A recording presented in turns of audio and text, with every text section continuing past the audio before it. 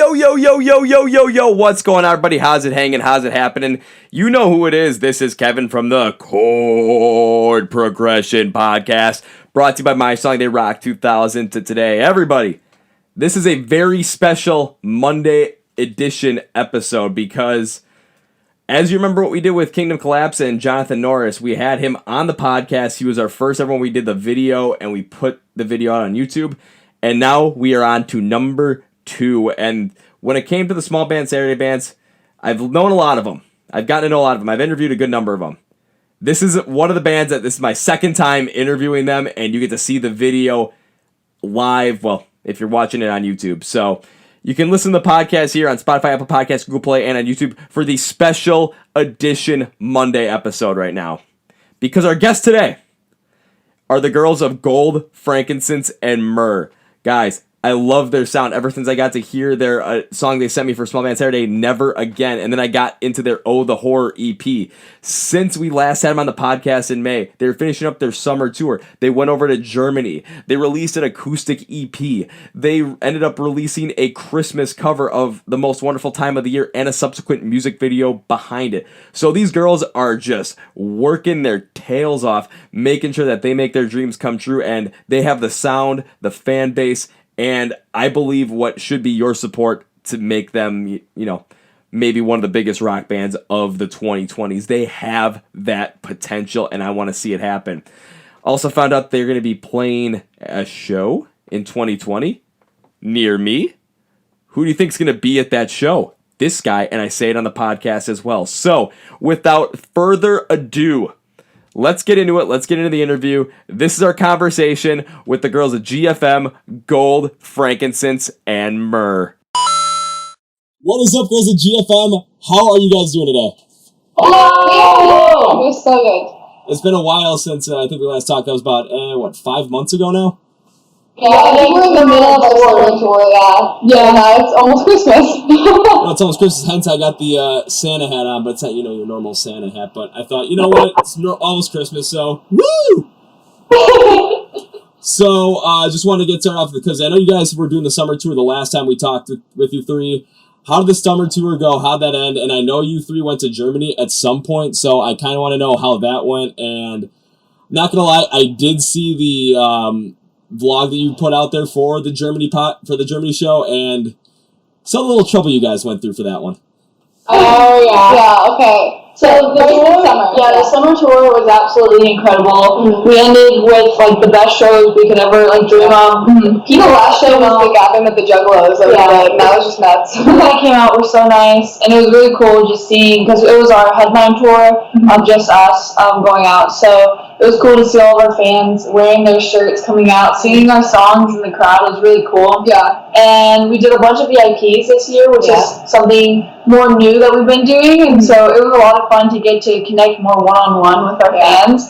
And so we got to do that. And then Germany was that was stressful. So it's halfway. So we did the summer thing, and then there was a couple months, and then now we're here. So it was in the middle of October. And so we went last year, and so this year we have more equipment, but we were just thinking, oh yeah, it'll be okay, we've done this before. Mm-hmm. It's not a big deal. We redid the whole thing, so now we do more of a program, Maggie runs through her Kemper, I run through my Axe effects. So we have it in this big track box, and we were thinking, yeah, we'll just put blankets in it, lock it up, and then ship it to Germany, be great. Yeah, it's okay, it's 160 pounds, it's fine. And then we had our other track box that has some of our synths and stuff, and that was all of our in-ears in it. Yeah, that was 90 pounds or something like that. And then we went to the airport, and they're like, yeah, this isn't gonna fly. And we're like, what do we do? Yeah, our flight was leaving that day. Yeah, but it's a good thing we came, I think, 3 or 4 hours early because we never had that much to clutch for coming early. And she's like, we're going to go as early as we can because I don't know what's gonna happen. And our dad, the whole thing, was like, there's no way they're gonna let us on the plane. This is too big. And so he was right. We had to tear apart everything and put it in suitcases and move out merch. And we had to call our brother to take some of the merch home. And it was really crazy. It was a stressful time, but we got it done because we were calming each other down. We were because you were the one that was unscrewing all of them because we had to make sure we had all the screws still, and we were like, it's okay, Maggie, you got this. And Maggie's like, we were like, it was like the NASCAR, we were like wiping her sweat away and just filming all of it. She's like, oh, come on, it's good content.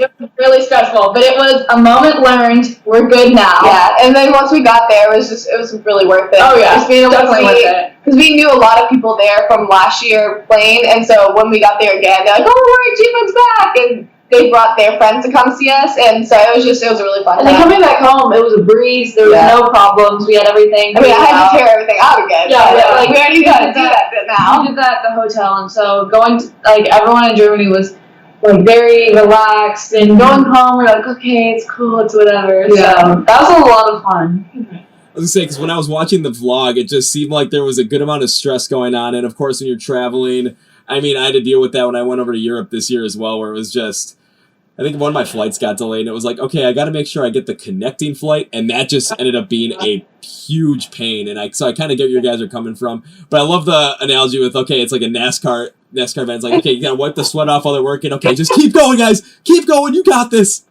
Yeah, and like the airport people who were, I don't know what they're called, the people who get you the tickets. They were like coming on. They're like, "Do you want some water? Here's some water." Yeah, they were so nice. Called the flight monkey, he says, that like helps put all the stuff onto the plane. I'm telling you, actually, but he was really helpful. Yeah, he'll just like push everything out once we got it back in America. Yeah, I'll just take it with you here.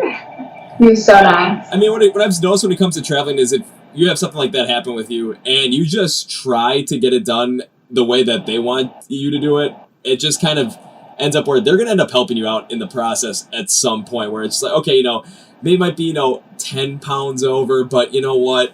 Who really cares? We'll just let it happen. Yeah, we got it done.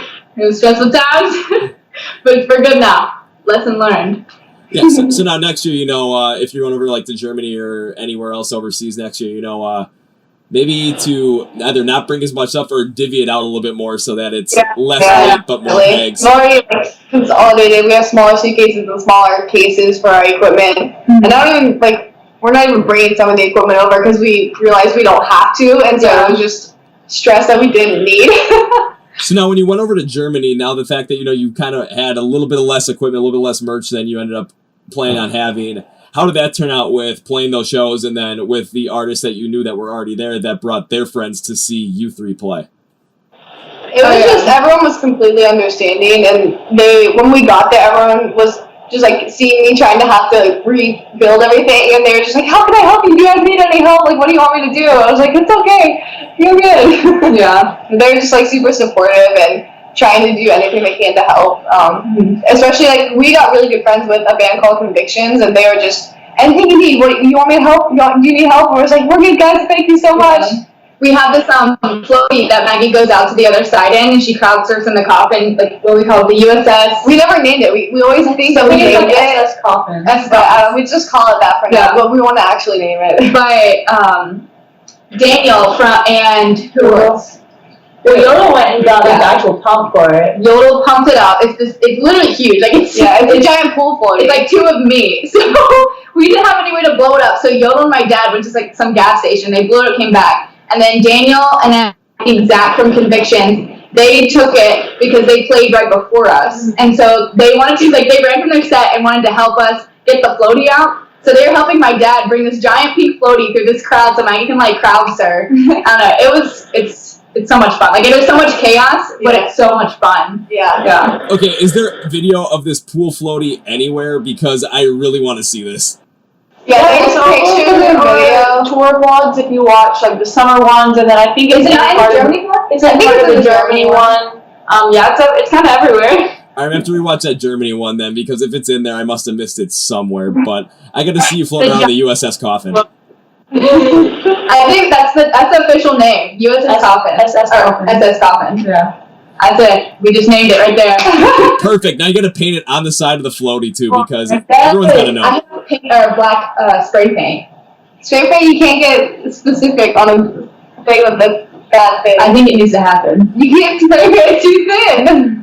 I mean, you can make it happen. You just got to get like some like industrial strength poster board, cut out the letters, and put it up there and just spray paint over it so that you don't really mess up the rest of it. But it could be a little bit of a tough decision anyway, because I've tried that before with like an. But you paint on canvas. Why would you not suggest using those instead? Oh man. Plus, who knows? I mean, also that like spray paint look that's not perfect, but a little bit kind of grainy. That might actually work to your advantage too. Yeah, that's true. Enjoy the punk. Yes, you just go all Jack Black and be like, no way, that is so punk rock. All right, so going on to Germany, because I think I saw the fact that you three played an acoustic set over when you were in Germany. Am I correct on that? Yeah. So with the festival we played, it's called Loud and Proud. And one day you get to play the side stage, which is an acoustic set, and then the other day you get to play the big metal set on the main stage. And so they take half the band, they put them on the side stage, and the other half on the main stage, and then the next day they switch them. Yeah. So if you like stagger the time, so if you see the one person play the metal set, then you can see your other favorite band play the acoustic set, and then the next day you can switch it. Yeah. And if you were in Germany and you want to see us play acoustically, we're actually going on an acoustic tour, and by the time people are watching this, like 2 weeks, 1 week? Yeah, the first week of January, whatever that is. Yeah, we're going on an acoustic tour, so that's going to be a lot of fun. It's, go to our social media, we probably posted it, and the show dates. It's on our website. But we're going with 7 Day Slumber. We're going to play a couple acoustic shows, more on, like, towards west. And yeah, it's like all along the bottom of America into California. Yeah.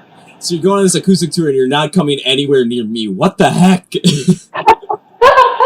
We're going to NAMM, so we need an excuse to get out there. Very true, very true. But I just thought it was going to be because you three didn't want to, come up to Wisconsin when, it's January, it could be, -10, -20, and it's struggle to start your car. Everyone stays home from work except for me when my boss calls me and says, yeah, you got to come into work today. Yeah, not fun. I mean, we're coming to Wisconsin this summer. That's all we can say. There's already one show's been announced, but actually, I think just one show's been announced. But there might be multiple times we're in Wisconsin next summer, 2020. Wait, so what are you guys doing in Wisconsin in 2020? So right now we have a festival called Lifest. It's been released. We're playing in July. We're playing like the afternoon set, and then we're headlining the metal stage at that festival. And this festival is probably, like, to date, one of my favorite shows, because there's so much energy in, like, the Wisconsin crowds. Like, I jumped in a couple times because of it, just run around. It's like the third year we'll be playing it, too. It's so fun. I love Lifest. That's one of my favorite festivals. And then the rest are a secret for now. Oh, yeah. It's a secret. Alrighty, well, we won't reveal those on the podcast, because if they're still secret, we want to leave them a secret. But with the fact that the matter is, you three are playing at Lifest. Oshkosh is maybe an hour and 10 minutes north of where I am, so... No excuse. What I was going to say is expect to see me at Lifest this year, because I want to see you three play. You have to bring a big poster. Oh, I love GFM. I'm GFM's #1 fan. Okay, so I have to bring a poster, check. I have to wear the t-shirt, but I got that already set up, ready to go, so that's good. I've worn your shirt like 2 or 3 times to my new job, but at my new job, I wear band t-shirts all the time. Like today, I've been wearing an Ice 9 Kills shirt. And every single time, everyone looks at me like, okay, what band is this? What band is this? What band is this? And I think I got stopped the most amount of times, either for the Ice 9 Kill shirt that I had with Ghostface on it, with like a bloody knife and a pipe wrench, and then yours as well, because everyone was like, okay, what is this band, and why does this t-shirt look like there's some girl that's got half her face ripped off? That's great. Honestly, same. What? I would say me. I mean, I kind of try to get some people at where I work, because I'm like, yeah, you got to give them a listen, and I've been pushing it rather hard, actually, because I'm like, come on, just got to get some more people here. Come on, let's go. That's what you got to do. That's when you know you're hardcore. Because you're not hardcore unless you live hardcore.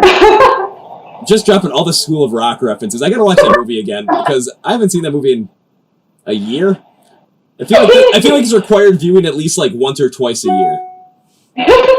I feel like it's something you watch, and if you go to your cousin's house, it's randomly on TV, and you're like, oh, let's watch this. That is so true. That always happens to us. That is so true. Oh my God. Yeah, that happens to me too. Every time I go back to my parents' house, there's always some movie that we watch as kids, and they're just like, oh yeah, let's watch this. So I've watched School of Rock once. It's like a SpongeBob movie, the old one though. Oh, the original one from like 2004.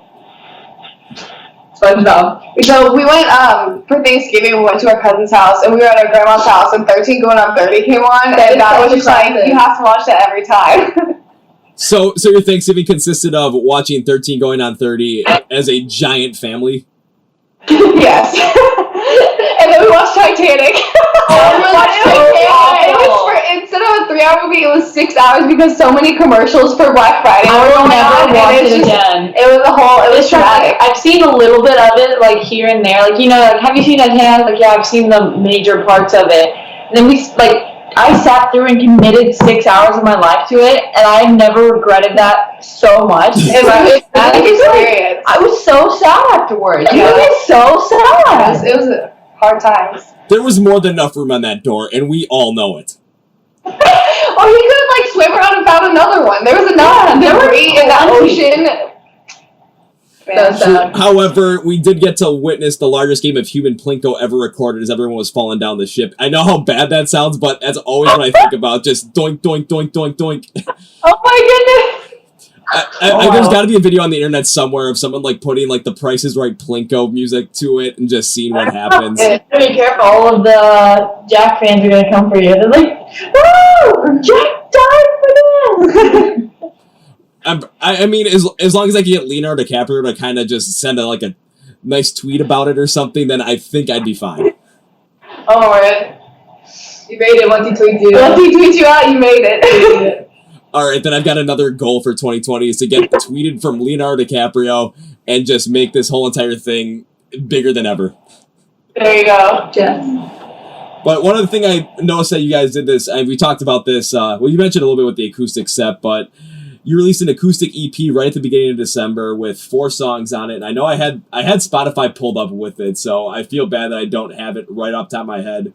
But you did On the Inside, Graveyard of Identities, Twisted Humanity, and of course, Give Me a Sign. Yes. So what was the recording process for that like, and writing those songs acoustically, and along with the fan reception that you've seen since the release of the EP?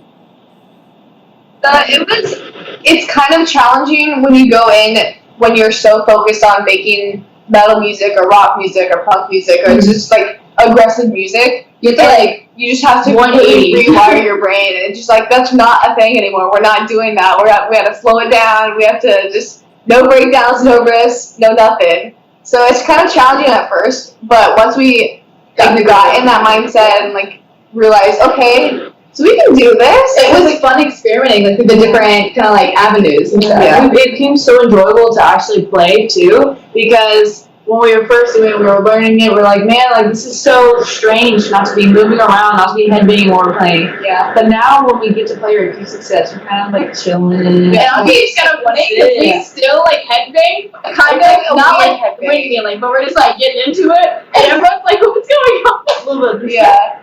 But we used to never play acoustic shows or anything because we did not want to deal with it. We're just, no, we're not going to play acoustic songs. We're not going to do that. But now it's just we're oh, we'll play in a metal set. Yeah, we'll play an acoustic set too. That's just fine. That's why I can't wait to play. Especially we have played in the West Coast for about 2 years, and so it's super cool. We get to play with our new release, and I'm super excited because there's so many. Once we got in that mindset of making acoustic music, then we got to change some of the other songs that after the fact we already completed the 4-song EP. We changed some of the more other songs off the more acoustically, and they're so fun to play. And so we get to play those live as well. So if you get the album or EP and you come to an acoustic show, then you can see extra acoustic songs, which is really fun.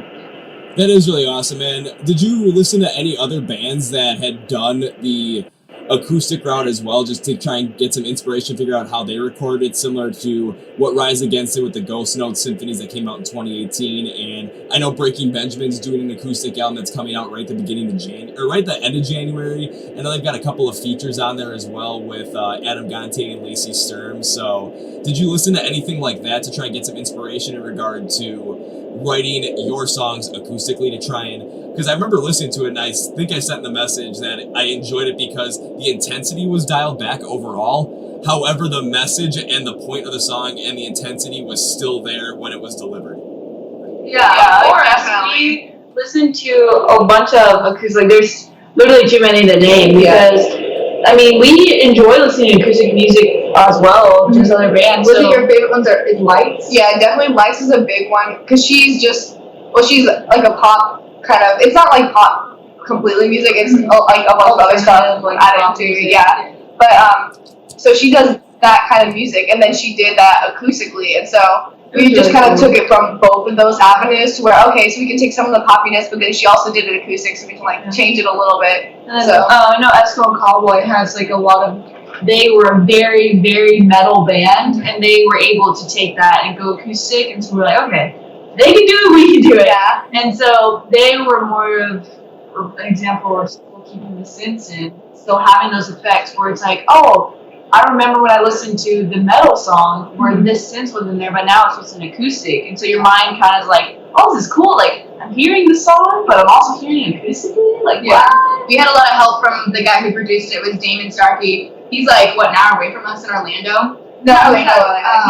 He's in Jacksonville, but it's almost an hour away just because Jacksonville's kind of big. But he really helped with us, like working through it, understanding the songs and what direction we kind of wanted. And we changed a lot of the harmonies, which I really think that made it more chill, if that makes sense. Live, when we're singing harmonies, if they're too high, you can just like kind of yell or scream them. But acoustically, you have to really dial in the vocals. And if you are kind of just off a little bit, everyone can tell. It's really awesome.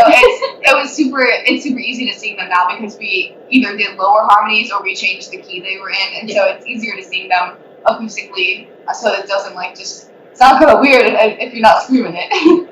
Yeah, and after listening to it, it sounds like you definitely hit that mark right on the head when it came to perfectly getting those harmonies down so that the song sounded different in a way so that they weren't as intense, but they were just the same in the way they were delivered.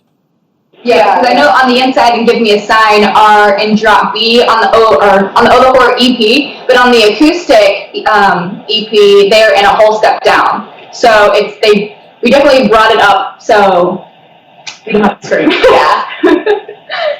Yeah. So and then because it's been out for about that time this episode releases like 22, 23 days at this point.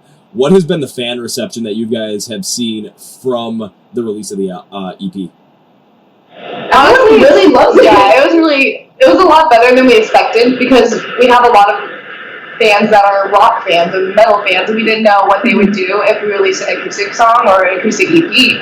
And they absolutely loved it. Like the second it was out, everyone was posting about it, and it got up to I think number 129 on the rock charts of like iTunes release charts. Which, that's really crazy because the past two releases we've done that now. So, like, the Horror was number 94 on the rock charts on iTunes. And then now our acoustic album was number 129 on the iTunes rock charts. Yeah. So it's just, the people are pre-ordering it so we can move on and they're ordering it the same day. And they're posting about it like, oh, I can't believe I finally got it. And, like, we sold so many the first day. Like, I was literally making mail orders the entire week. Like, I was...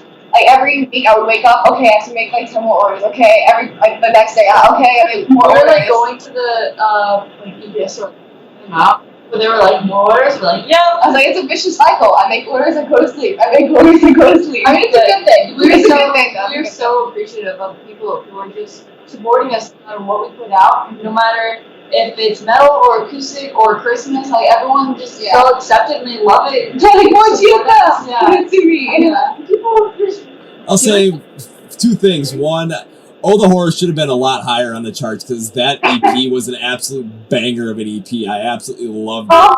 And and with one of the videos I'm making for the end of the year, I had to revisit multiple times and listen to it over and over and over again. It's like, I got to make sure I get this right because I want to properly articulate everything so people are watching the video, like, if they're saying, who the heck is this GFM, Go Frankincense and Myrrh? It's like, okay, I want to put it out there so that they get an idea of what they can expect on songs like Give Me a Sign. I think I had On the Inside as one of them I explained, and Never Again as well. And so you can they get a taste of what it is. It's like, okay, now I have to actually go and listen to these. And then all of a sudden, boom, you're getting orders for God knows what. t-shirts in. You'll probably maybe some of the God, what do you guys have on, like those cheerleading tops? What? Like, and the orders for the cheerleading tops that you have on right now? I think that's what they are. I'm not entirely sure. Yeah, okay. So I got that right. I didn't mess that up. But the other thing I wanted to talk about that you guys mentioned there was the Christmas song, The Most Wonderful Time of the Year cover. Because I remember when I saw that come out, I think the video dropped on, honestly, I think it was Halloween when I saw it on YouTube. And I thought, okay, I gotta watch this, gotta listen to this. And of course, once I get a chance to talk to you three, I gotta ask you some questions about it. So, even though it's only, I think, the one song you picked, why did you go with that one? We looked up a whole bunch of other songs, and we knew we wanted like our first Christmas song to be a cover, and no one did The Most Wonderful Time of the Year. Like, we looked up, and there's like no punk or any rock covers of it. So we were like, yeah, that's a problem. We need to fix this. We love the classical, or not classical, but like classic Christmas songs. Yeah. And we didn't want to have like a Christmas love song to put out. We just wanted like to put out a Christmas song. Yeah. So that's why we just kind of went back a little further to find them. All right, that makes sense. What was the process of writing it like? Just because it's a popular song that's been covered many different times. However, like you were just saying, there's nothing really like a punk sense or a rock sense or a metal sense around it. So what was writing it so that it sounded the way you wanted it to sound like? I was so trippy because we wrote it in like July. It was before summer too. I think it was in June. It was like June. And we were writing a Christmas song in June, and we were like, what's happening? It was honestly the funniest like songwriting we've ever done, and also the fastest. Yeah, I think we did it. I laughed so much. I think there were like 3-hour sessions, and then we did it for 2 days. So maybe 6 hours. I'm like, and it was just us laughing. Yeah, it was just us screaming, be like, what about this? We'll just like scream a random thing, and then like, nah, we can't put it in there. And then we ended up putting it in there anyway. Yeah, like Merry Christmas. I was like, that was the final touch. Yeah. We were like, it needs something more. Like, I love Christmas. And yeah, we were saying, I love Christmas in it. And we had finished it to where it was just the breaks on the local river. It was just cars going. And so it was like, Maggie, you have to say it. It was real. And so all those like ad-lib things, that was literally just like, you need to do this. And we're like, okay, let's try it. And it was like one take. And like, it's perfect. Like, it's the most beautiful song we've ever written in our lives. Oh, because we had never had a punk rock of our own.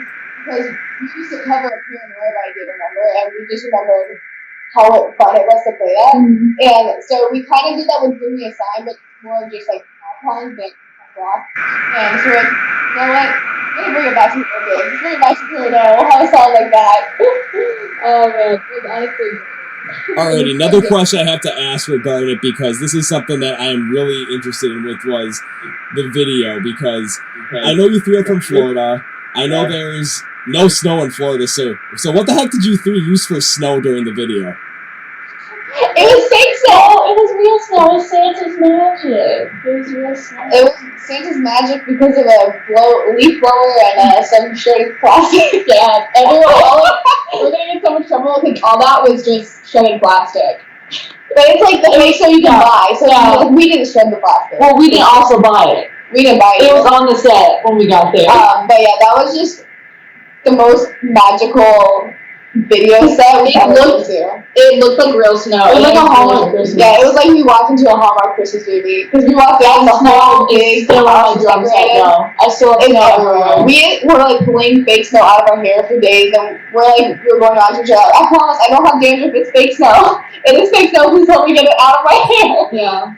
But yeah, it was amazing. And the three little girls that we had like portray us, they were actually our first our album the first album we did. Our producer who did that, they were his daughters, and then their best friend. So like it was so cute to be able to go like back to the beginning and like, hey, we're gonna have your daughters come be in our video and their best friend. It's gonna be so cool. And the parents are like super big GFM fans, and every time we're in Tennessee, we go see them. So it was just like kind of a little family reunion. Yeah. And it was the food there was so good. We had food the entire time, which was absolutely amazing. And then when we went to play, the lights that were on, it looked so cool. That's awesome. Because I was actually going to ask about the three little girls in the video, and I was like, they have to be portraying you, especially with the fact that when they're opening up Christmas presents, it's all musical instruments. So my assumption was that it has to be a reminiscence or a throwback to a Christmas that you three had at one point. Yeah, it definitely was. Yes. Perfect. So then, did you try and epitomize your favorite Christmas in that one moment, or was it something where it's just, this is the one where you got all the musical instruments, so we have to go with this one? Well, we kind of just wanted to do a, like, Christmas waking up and, like, just showing our fans, like, this is what happened, this is how it kind of went down. The excitement that was there, like, oh my word, and it's just, and then we had to add a little bit of Hallmark twist in there and have a little gingerbread making. Yeah. That is absolutely awesome. I'm so glad you three covered that one, because I'm not a big fan of Christmas music. I really don't get into it very much, just because I always think of it, it's always the same stuff over and over and over again. Every time you turn on the radio, I'm always listening to like Dean Martin, Frank Sinatra, Perry Como. Just the same old, and I get sick of it real fast. However, there's a couple of times where it's just like, I can just listen to some of this stuff, like your guys' cover of The Most Wonderful Time of the Year. Go even crazier with Merry Xmas from Ice Nine Kills. I know Goldfinger came out with a 4-song EP last year where they just did 4 Christmas songs. I absolutely thought it was hilarious because you get Christmas music and ska put together. And I thought, yeah, this is the kind of Christmas music we need to be listening to. Yeah. And of course, need to hear more of, because, well, it's awesome. Just gonna put it out there for that. Yay! Yeah, it's definitely something we're thinking about dabbing more into, because it was super fun to do, and everyone loved it, and they keep asking for more, and they keep asking for a Christmas album, so you never know what GFM's gonna do. You never know, all of a sudden 2020, Christmas time might come around, all of a sudden, boom, surprise Christmas album from GFM.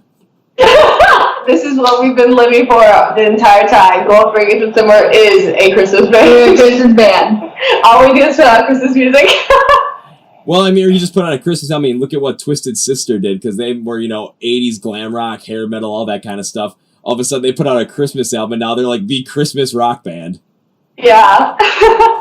But then I know you three, you're going after something completely bigger than just being the Christmas rock band. You're going for greatness on this one. Yeah. Oh, yeah, definitely. What is it, year 2020? Top notch, man. Yeah. Top notch. Big things are coming. Big things are coming. Big things are really coming, so just be prepared. I'll say, what kind of big things? If I can get any of them out of you. If it's a secret, I totally understand. So we definitely have. I'll keep my mouth shut. She always accidentally releases stuff. That's why I always look at Megan like, I give her like the death. I'm like, don't say anything. We've already released some tours that we're doing. We're doing the acoustic tour in January with Seventh Day. We're going to NAMM, which is going to be great again. We have a really big Ocala show at the end of January, because we don't play Florida a lot just because we're gone all the time. So usually when we play Florida, everyone comes because it's like the family reunion of everyone who lives in Florida. It's like, oh, we can finally see you again. You're home. Yeah. And then in March and April, we're going out with Decipher Down and As We Are. That's supposed to be, it was supposed to be a West Coast tour, but now it's starting to dabble a little into the East Coast. So that one's supposed to be a whole 2-month tour. So that should be a lot of fun. We've already got a bunch of dates booked. There's a date, I know, in Pennsylvania, and there's stuff in Nevada and New Mexico and a lot of stuff in Texas. Yeah, and I think Kansas maybe. So there's going to be a lot of driving, a lot of just traveling. So the person who's booking that is Dale at reachoutmusic.com, and they're just, literally our fans are like bombarding them with emails. Bring them here, bring the tour here, bring the tour here. So that one should be a really fun one. We've got a bunch what we want you to do. Yeah, definitely. If you're listening to this right now and you want to come see GFM, if you want to see Decipher Down, definitely just reach out to Dale at reachoutbooking.com, and just get that done. If you don't want to remember the email, just look up As We Are, email them. That's the lead singer. He works with the booking company, and they can get it done. They do a lot of stuff all the time. But yeah, and then in the summer, we have a bunch of big festivals lined up. Some of those we can't announce. We obviously announced Lifest. We're playing 423 Rock Fest, which is in Bristol, Tennessee. But a bunch of the other big ones we can't say yet. I know, we're so excited for those. Yeah, don't tell me, man. I don't want to have anything spoiled to the point where all of a sudden it's like, oh shoot, we announced something we shouldn't have announced just yet. So don't need to get in any trouble right there because we're trying to keep it clean, I guess. Even though there might be some point might be like, okay, we got to get to know this now, but you know what? Gotta respect the wishes. For everyone that's listening to the podcast or watching on YouTube, with any of the links for trying to contact who you need to contact to get GFM to come to your town, it'll be in the description for everything. So just look and make sure you see it, because when I say you want to see these girls live, even though I haven't yet, but I will when Lifest comes around, yeah, I mean it. Yeah, and there might be new music on the way in 2020. So there's just another thing to look forward to. Did you say new music? I can't say anything other than that, but I think there might be. Okay. See, because you can't give me just that. Like, that's like, now I'm getting all excited and whatnot. Like, there's gonna be new GFM music. Come on, you gotta give me a little bit more than that. Otherwise, I'm gonna go crazy. It's just a little sneak peek. I don't know if Maggie's gonna say anything. Not that we were allowed to say anything. I mean, that's all we're allowed to say. I said there might be. I never confirmed it. Oh, that's true. Oh, yeah. What if I just lied? I just make that up for this entire time. All right, so the rumor mill is gonna start. There might, code word might, be new GFM music in 2020.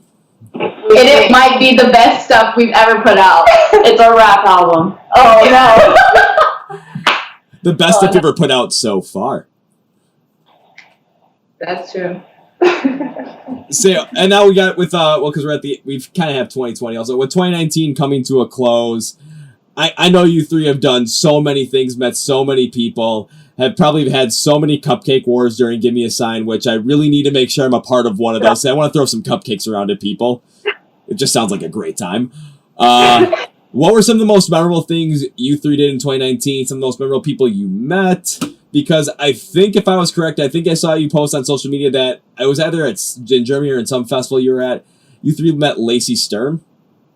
Yeah, she's actually really big fan of ours, which is weird to say. Mm-hmm. We met her back in 2016. Yeah, the first time. She's been keeping up with us since, and so we got to meet her in Germany again. And she was like, "Hey, nice to meet you." She's just like her giant big sister. Yeah. It's so great. And it's so weird because I grew up listening to her, and that's the reason I started screaming in music, because girls can do that too. And just to be able to sit by someone of that big of a status and have them just kind of encourage you and just supporting you in the way that she does, it's just a really cool thing. Yeah. A lot of the other people, some of those really cool people we've met, can't say anything yet.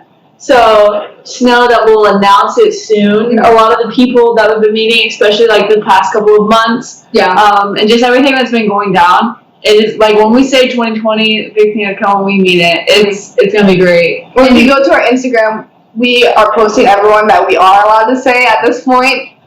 So we just went to New York City and had a lunch with Maria Ferrera, and so that was really cool. We went with our good friend Swiggy, and he just helping us. Yeah, so he's our big brother.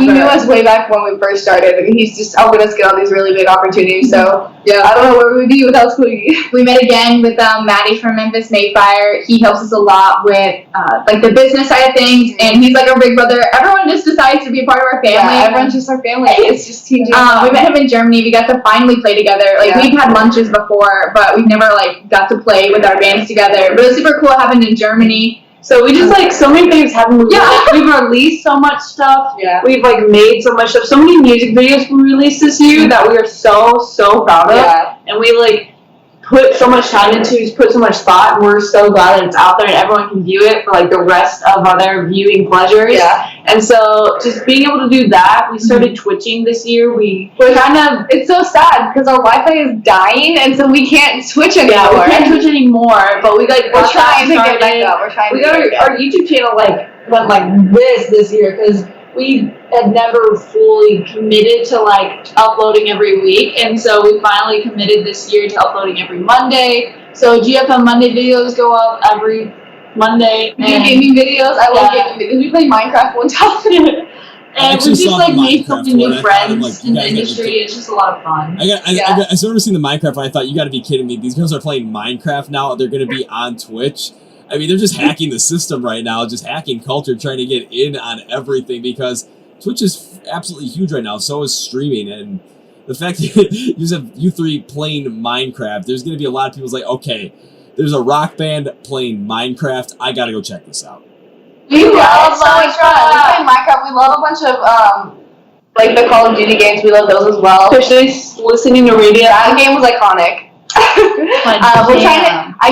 I've talked about this on a bunch of live streams that we did. I wanted to play Hollow Knight, and because we saw it at Best Buy, I was like, oh, that little person looks really cute. And then I started looking into it, like, oh, this game would be really fun. And so I talked about it on a bunch of live streams.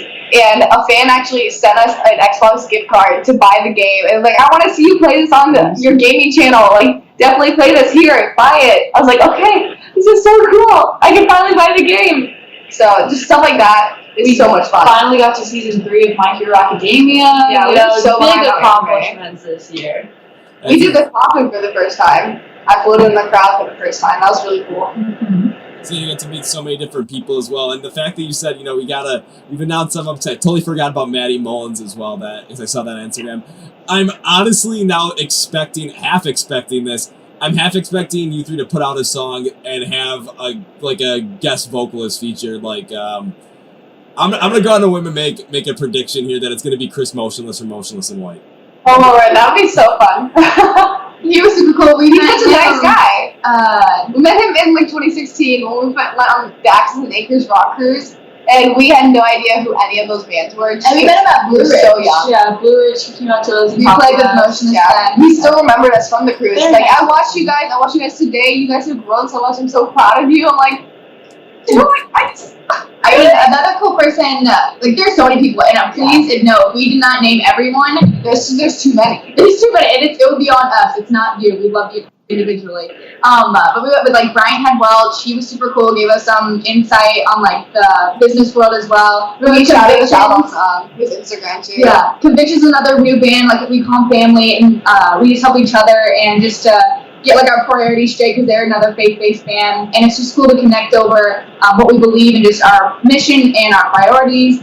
Honestly, our fan base has been so strong. Our fan base and meeting Team GFM like personally is like our number one. Like, we would want to beat them over anyone, and they're just so important to us. And plus, with like people starting fan pages on like Facebook and Instagram, and just sharing love and just telling people and like DMing us saying like, I shared this to my friend or I shared this to my family member and they love it. And like, if you have a new Team GFM member, and it's just that amazes us because we didn't realize how big of an impact we have. And or like people on YouTube, they'll comment and say, this is part of my Monday like I know, it's so weird. Yeah, but honestly, our fans are such trolls too, because we told them if they went and commented on their Fit for a King's post like once a day for the entire month, we would do a whole contest and do a giveaway. And there was it was like we were joking, but like multiple people went, and every single day they commented, "Bring GFM on tour, bring GFM on tour." A bunch of them got blocked by Fit for a King members, and so it just was this whole thing. It's not every time they post, "Who do you want to see us tour?" All of them go, "Bring GFM on tour." So it's just they're so funny.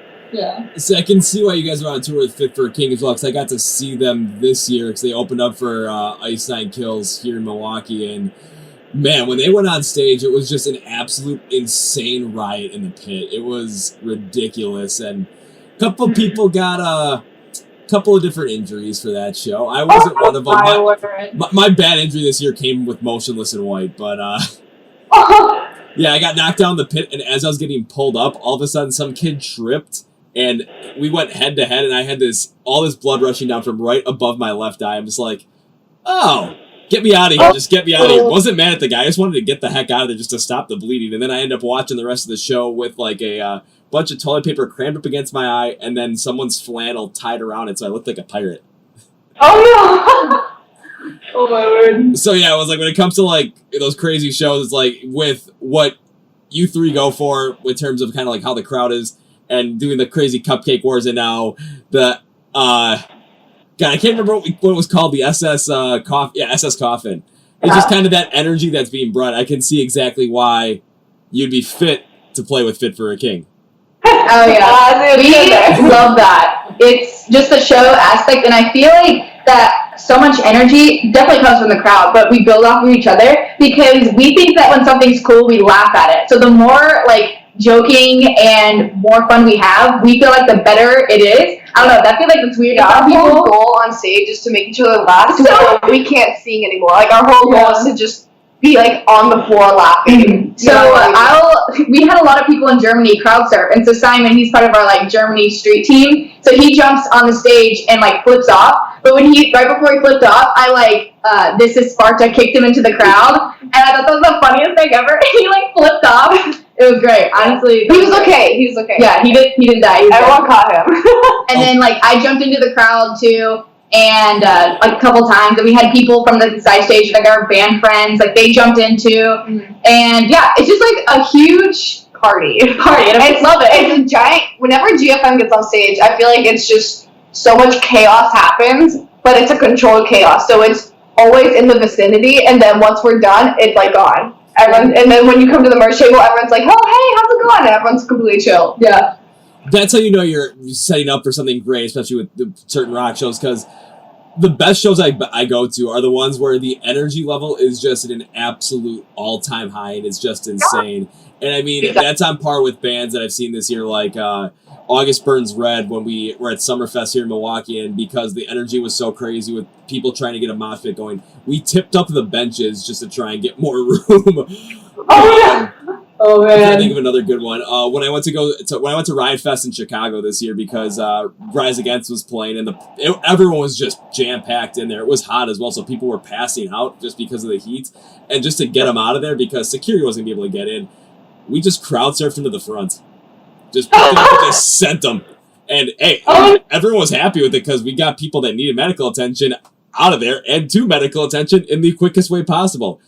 I mean, it's true, it works, so you gotta do what you gotta do sometimes. As long as you didn't drop one, that was all that mattered. Yeah, that's true, don't worry. Yeah, because if anyone was going to get dropped while crowd surfing, it would have been me, but I still have yet to crowd surf because I end up going to shows alone by myself a lot of the time, and I've got, my wallet, keys, phone. I just don't want to lose those. Or lose my shoes, again. Oh, yeah. I don't know why, when you crowd surf, people always try to take your shoes. Man, I don't like these. You gotta tie them real tight, or you gotta just, go up there barefoot or something like that. But also, I love the fact that you jump into the crowd as well, because there's very few bands that still do that. But it just drives up the energy and drives up the connection with the fans as well, for them seeing you jump into the crowd and know that you're just as crazy as they are. Yeah. I definitely had to do it, because I've always wanted to. I love, the punk thrash. And I was talking with Simon, Julian, Jasmine, Yodel, and just a whole bunch of other people. And I was like, come forward when I play. I'm going to tell you what song I'm going to jump. Please catch me. I don't want to die. And I just went for it. I was like, you know what? Decided full sent it, and then I jumped in, and they caught me. It was really cool. Perfect. Have you ever tried crowd surfing the crowd surfer, though? No, I've never done it. I'm dangerous, but it could be hilarious. Remember show, and they did it, and they're like, "Let's do the surfer on the surfer." I was like, "How are people doing that?" And people were actually standing up and doing that. I'm like, me and Lulu started a wall of death for Memphis Mayflower and Lakewood. We were doing it as a joke, and then when people joined in, I was like, "We're gonna die, but it's okay, R.I.P." And so we just me and Lulu ran, and then everyone followed us, and I literally went, "Oh!" and was going like this because people were all Josh. I really thought I was drowning. I literally had to pull. I was like, "Simon, please help me!" And I was like, "I can't breathe." He's like, "This is what you get for kicking off stage." Oh man! All right, I was gonna say this right now. The fact that you two started a wall of death during Memphis May Fire took you from here to the camera's not gonna show where my hand is, because my God, that is absolutely insane, and it's just. I'm just pumped up over that. The fact that, you know what, we're just going to start a wall of death right now. Let's just give it a shot and see what happens. All of a sudden, you just have a mass amount of people just going, ah! Me and Lulu just went for it, and I don't know. It was honestly the scariest time of my life, but I'm here, so it's okay. So you look back and think, that was well worth it. We got to do that again. Yeah, honestly, Germany is such a crazy place, because there's stuff like that happens at a metal set. But they also did stuff like that during our acoustic set. They were rowing during our acoustic set. They were moshing during the acoustic set. They did a circle pit when we were playing Can You Promise Me That This Will Never End acoustically. And because I was like, why did that happen? And the security guard came up and he's like, it's because there's too many people trying to get in. The room was packed and the whole hallway was full, and so I needed a way to make this not a fire hazard. So I told them to start running so I could get everybody from the hallway in. So there was way too many people in that room, and they had to keep moving, or there wasn't room. So there was no choice but to keep going in the circle. It was so funny. That was one of the times where we were laughing so hard we couldn't sing. I couldn't sing. So we were just playing and not singing because we were laughing. Oh my! That might be single-handedly the best story I've heard from 2019. Just solely for the fact that you had a circle pit during an acoustic song. And yes, even though it's like you try to get people, out of the hallway, but the fact there was still a circle pit going during an acoustic song. What other band can say that they've pulled that off? Honestly, I don't know. I've never heard of that before. That's why we were laughing so hard. We were so confused because we always, before that song, we say like, oh, it's a pop punk song. You gotta dance a little bit. So they were all like kind of moving, and then the guy was like, go in a circle. They're like, okay. So, it was just a great time. International GFM goes hard. My God. So, I mean, I'm just still trying to even think of, I can think of a band that has done anything similar to that, and I'm stuck. I can't think of it. It's insane. All right, if there's a chance to get that going in 2020, I'm definitely making sure that happens. All right, let's get a circle pit going during an acoustic set, but then again, that's Germany and Europe, and I'm not sure if what you two have seen, or you three have seen during your sets, if it's crazier over in Europe than it is in the U.S., but I know I've seen some bands say that as well, but I just wanted to get your take on it. Yeah, it's definitely crazy Well, it over there. depends. If you go to a big festival in America, then it's about the same. Oh, for acoustic though. Oh, for acoustic, no. It's way different. For acoustic, sometimes they'll clap and they'll get into it, but they normally don't move at all. Honestly, it depends on the band. For us, I feel like they're always so nice, and they're Germany crowd is amazing, but honestly, the crowds at some of our shows have been absolutely nuts over in the US, so I feel like it depends on the band and how it depends on your fans are. Venue you're playing to. Because especially if you're playing to new fans, they're not going to get as into it. They might. It just really depends on the people who are coming to see you, because every person is different and they express the way we they have process played differently. to a more elderly place, and they don't get as into it.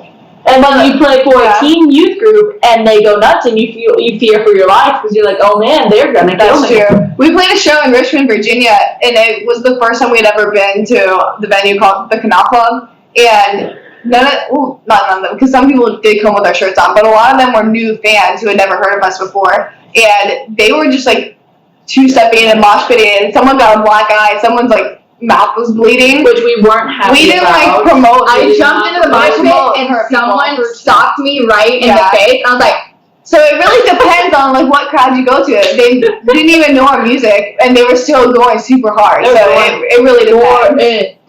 That sounds like kind of the when I went to go see Ice Nine, because a band called Awake at Last was opening for them, and I actually got to talk with one of their sister bands, Kingdom Collapse, twice this year, right? So I got to figure out what was going on there. But when I went to go see them, no one knew what kind of music they were playing.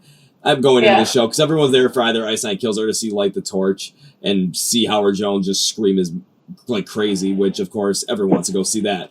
But just people going nuts during this show that you've never really heard the music for.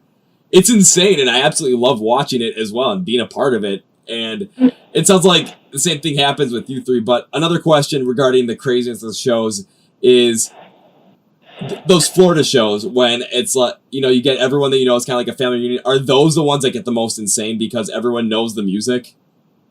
Sometimes, yeah, definitely. I know that there is a big underground mosh scene in Virginia, West Virginia, and then up into the northern kind of states, and it's really different for different states. Some of them do more two-stepping, some of them more of the circle pitting or more moshing and really crowd killing. Some people just sit there and appreciate the music. Yeah, when we go to play Florida shows, and they have a group called Cogs of War, and there's some in Atlanta, and so they came and saw us when we played at the Masquerade. But then there's a big group of them in Florida, and so they almost always come out to our shows. They have like their numbers to signify who they are, and so like they come out and they get everybody going crazy. We play venues, and there's a lot of bands that are from Florida too that have become really good friends with us, and so they always come out and they get super crazy and get everybody moshing. And so even if they're fans that we have aren't like comfortable moshing, or like they would want to but they don't know how, those other people will get them into it, and so it's just everybody's just going crazy, and it's just a really good time, and everybody's screaming the words, like they'll like get almost on stage and like scream in your face, and it's just like it's really fun. It's a really great time. So they definitely have to try and find a way to have you girls play, some more of those like club shows or like smaller venue shows up here in the Midwest, just because, my God, it's straight up mosh culture here, and it's awesome. Yeah. Wisconsin was so fun. We played Rockfest 2 years ago? I think 2 years ago. 2018. It was so fun. Maybe last year. Yeah, we love that show. I think we played with like Hailstorm, A Day to Remember, Disturbed. Yeah, dude, one of our favorite festivals. So yeah, and all the people that came out there, we played a stage that moshing wasn't allowed there because it was a smaller closed-in stage. Because the main stage was right there, and we played right off of it. And so everyone would feed from the main stage into there, and so they would just be like crowded around it, but there was no moshing allowed, so we would just like get them jumping, and so like the whole room was moving. It was really cool. So that's one thing that surprised me, because even when all these places say, no moshing allowed, usually that is taken more as a suggestion than a rule here, because when I go to shows, I get cards all the time that when I get my ticket scans, like, no moshing, no crowd surfing, no circle pits or anything. You give it 5 minutes into the opening act, and there's already people going nuts. yeah. And it's just like, well, this is what we came here to do, and it's going to be a controlled chaos to the point where, yeah, there's rules. If someone gets knocked down, you pick them right back up. If people are bleeding like me that one time, just get me out of there. Let me stop the bleeding.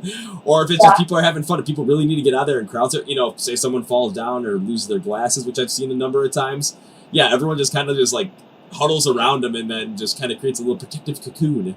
And they're able to just kind of regroup themselves, find their glasses, we pick them back up, and we just throw them right back in. Oh, yeah. That's the way it's supposed to be. Yeah. It's definitely supposed to be just a fun, safe place. It's not supposed to be super violent and like you're scared to go into the pit. Like it's a fun place, and you know you're going to be taken care of. If you want to experience it, come to one of GFM's tours next year. It's going to be great. It's true. See, it's not something that if you want to experience it, it's something that you have to experience. And this is coming from me with no experience at this moment. 2020, oh yeah, we're definitely getting that experience of going absolutely bonkers and moshing at a GFM show. Oh, yeah. Somehow, some way, if it's just 1, 2, maybe 3, if I can, get enough money and travel expenses to make that happen, hopefully. I'll have the time. I have more than enough time off. It all depends upon money, but I know for a fact, especially right when I saw that you three were going to be playing Lifest, I thought, yeah, Oshkosh, oh my God, I have to go to this show. So, yeah, it's always a great show. So you probably, and I will take your advice and bring a giant sign that says something. I don't know exactly what. You have to. My goal might be to bring a sign to get you three to look from the stage and all of a sudden read the sign and try and get you to bust out laughing. I don't know what it's going to be, but I got to find something. You got it. I got more than half a year to figure this out, so I think I've got enough time. That's true. Otherwise, I know we're approaching a little bit closer to probably the end of the episode, given the fact that we were shooting this later in the evening, and well, we all got to go get some sleep at some point. Yeah, sure. Unless you're me, who's been sleeping like 4 hours a night the past 2 weeks. So I actually might need some somewhere up in the end of this. So, any quick closing remarks from you three about just anything that you're going to be doing in 2020 again, or any last messages or anything? The floor is yours, or the video is yours. Definitely a big thing is to definitely follow us on all of our social media. Stay up to date because we're up to date. Yes. we're releasing some. We have our own language, Will. You should know this by now. Yes. We're releasing some really, really big things. Yeah. So don't be left out. Yeah, all our social Our media is the merch same. store, our website, our Instagram, YouTube, everything's WFMN, so you don't All want to the miss same. any of it. Yeah, and if you're too lazy to look us up on any social sites, just go to thegfmband.com and they're all linked there. So you just click on the little buttons. And you gotta come to a show while you can, because you just got to. Pretty soon, you might not be able to, That's what I'm because saying. we're just going to be all over the world, and you never know. So It's gonna be sold out. just gotta You'll be make like, sure oh man, I wish I would have come when the shows weren't like sold out, and now I can. And if you want to bring us to your city, all you have to do is email us, thegfmband@gmail.com, or find your favorite venue, find your favorite festival. Definitely that's a big one. We love playing festivals, and we usually have a really good interaction and really good time at festivals, and it's really great. Venues, festivals, if you want the church to bring us in, we'll play that. If you have a youth event, we play a lot of places. You got a nice spot in your house. Especially if it's a festival, make sure to find their social media and comment under their post, bring at the GFM band in 2020 so they can see it. Email them if they have a contact page, if they have a request a band to play here, send GFM that way, because that's how they know that you guys want us. And then most importantly, you go I'll ahead. say, don't forget about Pony Express or carrier pigeons. Those work equally as well. That's true, you can send a letter. But most importantly, we love each and every person that supports us, and we are here for you. We run all of our own social media, so you can DM us if you have questions. We're just super grateful that you're allowing us to have this platform. Make our dream a reality. And God loves you. We love you too. Yeah, we're here to make sure we're supporting you guys this entire way, so that's why we do run our own social media. It's just to have that safe environment where we can all just live together. You're not alone in your struggles. We all have them, but we're all strong enough to get through them. So Yeah.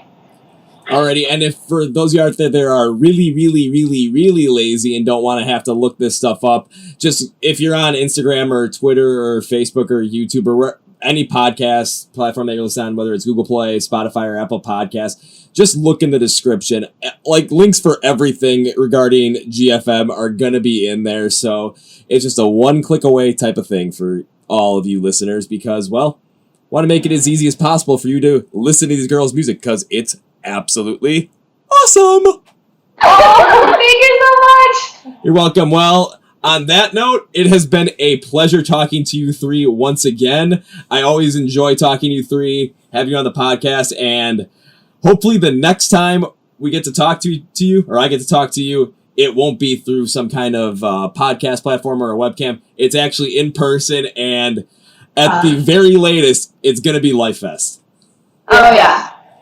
Maybe earlier than that if I can make something work with it. I'm not sure, but we'll see what happens. But it's a guarantee that it's going to be Lifest, and there's going to be a sign that I'm going to try and make you three laugh on stage. I don't know what I'm going to come up with, but it's going to be something. Yes, I'm so excited. Alrighty, well, on that, thank you very much for stopping by once again. Have a Merry Christmas, and can't wait to talk to you guys once again. Yeah, Merry Christmas. Thank you for having us on the show. Woo! Well, there you have it, folks. I hope you enjoyed our conversation with the girls of Gold, Frankincense, and Myrrh. I cannot wait to see them at Lifest in 2020. And I told them I usually do, the Tough Mudder with my friends that weekend, because it's usually the weekend that happens. In 2020, will I be doing the Tough Mudder? No. Will I be seeing GFM in concert? Oh, yeah. You better believe it, because like I said earlier, I think this band is going to be one of the biggest bands in the 2020s, because they have the sound in order to make that happen. They have the bass support right now, and it's just a matter of time as long as they continue to do what they do with all the vlogs, all the fan connection. It's just everything they do is absolutely perfect in the Gary Vaynerchuk style way, and I absolutely am floored by it. So before we sign off, all of the links for everything they talked about, whether it's their Facebook page, Twitter page, Instagram page, YouTube channel, where you can buy their merch, because they got some pretty cool merch out there. I mean, even like the shirts that they were wearing during the interview, if you watch the YouTube video, I'm pretty sure you can still buy those. I'm not sure you can still buy the Oh the Horror EP shirt that I do have. I'm not wearing it right now because it was in the wash. I'll put it that way. It was in the wash because I'd already worn it at least once during the week. But outside of that, you can also find they were talking about how a different kind of link that you can go to, like email, like, hey, bring GFM here or bring GFM here, so you can kind of get in the know with them. Yeah, I'll have that in there as well. So I hope everybody has had a super duper fantastic time listening to this as much as I did talking with the girls and just having an absolute blast with this. Will you hear them on the podcast again? Absolutely. This is one of my favorite bands to interview because it's the conversation and just the flowing of it. It's just fantastic. Plus, I want to see these girls get into that superstardom state as well. So they're definitely on the list for me to see in 2020, and I cannot wait. So without further ado, we are going to actually end the show on that because this is a special Monday episode of the Chord Progression Podcast. Don't worry, the normal Tuesday one on the 24th of December, the Christmas Eve one, will come out as scheduled. So get ready for that because we're going to have some fun stuff to talk about there as well. Maybe even a little bit regarding this podcast as well because editing it, post-production, everything on me had some issues on my end, but I think I got them pretty good. So that's it for me. Thanks for listening, everybody. I hope you enjoyed it. And as always, this is Kevin from the Chord Progression Podcast, brought to you by My Sunday Rock 2000 today. You know how I end all these videos and podcasts and everything. See ya!